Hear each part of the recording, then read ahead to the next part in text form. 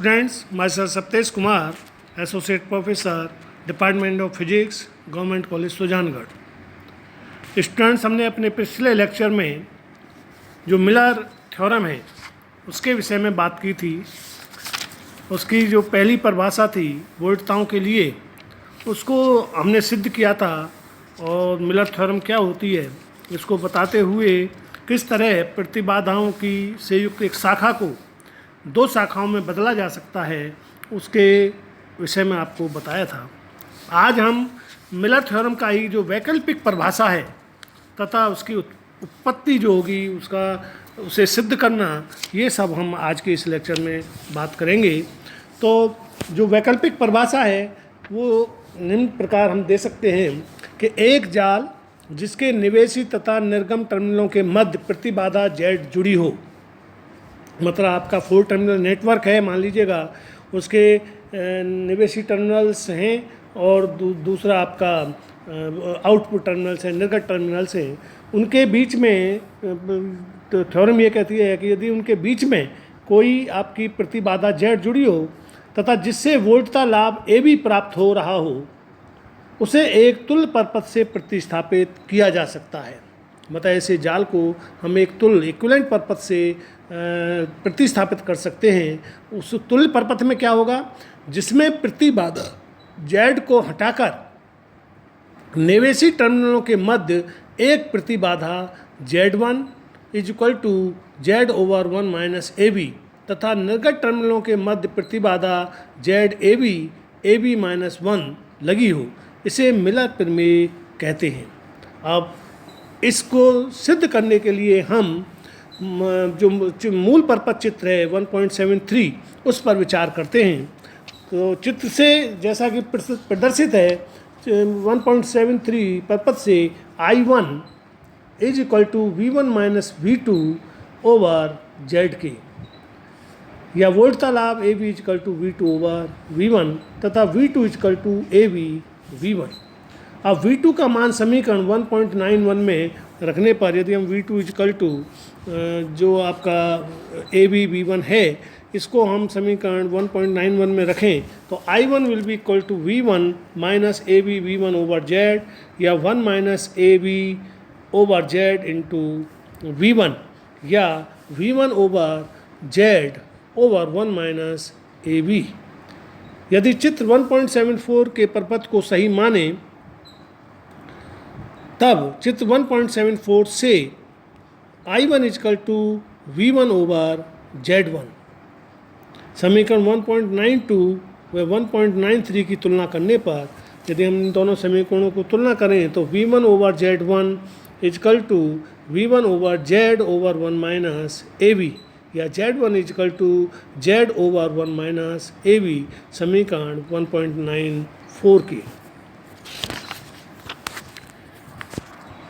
पुनः चित्र 1.73 से I2 = -I1 के।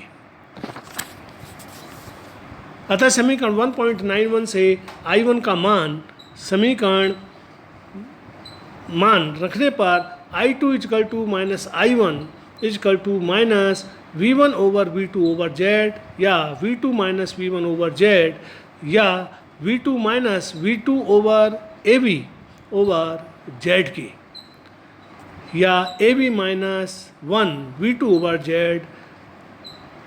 V1। I2 = V2 over Z AB over AB - 1।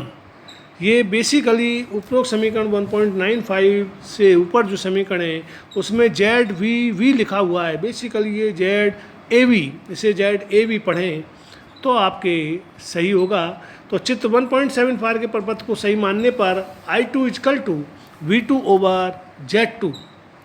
अब यदि हम समीकरण 1.95 और 1.96 की तुलना करें तो V2 over Z2 = V2 over Z AB over AB - 1, या Z2 = Z AB over AB - 1 के।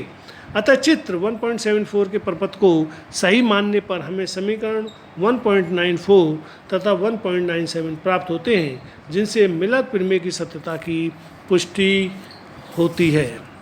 इस प्रकार हमने अब तक सभी थ्योरम्स के विषय में बात की।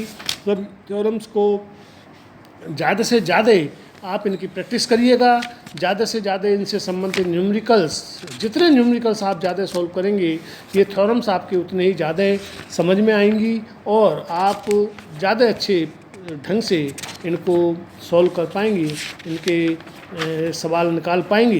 तो अधिक से अधिक न्यूमेरिकल सॉल्व करने की कोशिश करिएगा और सबसे पहले जो चैप्टर में उदाहरण है उनको स्वयं हल करने की कोशिश करिएगा। जहाँ कुछ समझ में नहीं आए तब बुक्स के से आपकी हेल्प लीजिएगा। इससे आपके जो सारी थ्योरम्स हैं वो आपकी समझ में आ जाएंगी। इसके बाद जो हम दूसरा बात करेंगे चैप्टर के विषय में, या इसी चैप्टर में कुछ मेरे ख्याल से अब बाकी नहीं बचा है, तो इसके पश्चात हम दूसरा चैप्टर जो लेंगे कल, वो हम अर्धचालक के विषय में बात करेंगे कि सेमीकंडक्टर्स क्या होते हैं और सेमीकंडक्टर्स में भी एन चालक और पी चालक क्या होते हैं और उनका एन चालक और पी चालकों अर्धचालकों का किस तरह फॉर्मेशन होता है, वो किस तरह बनाए जाते हैं, इन सब के विषय में बात करेंगे।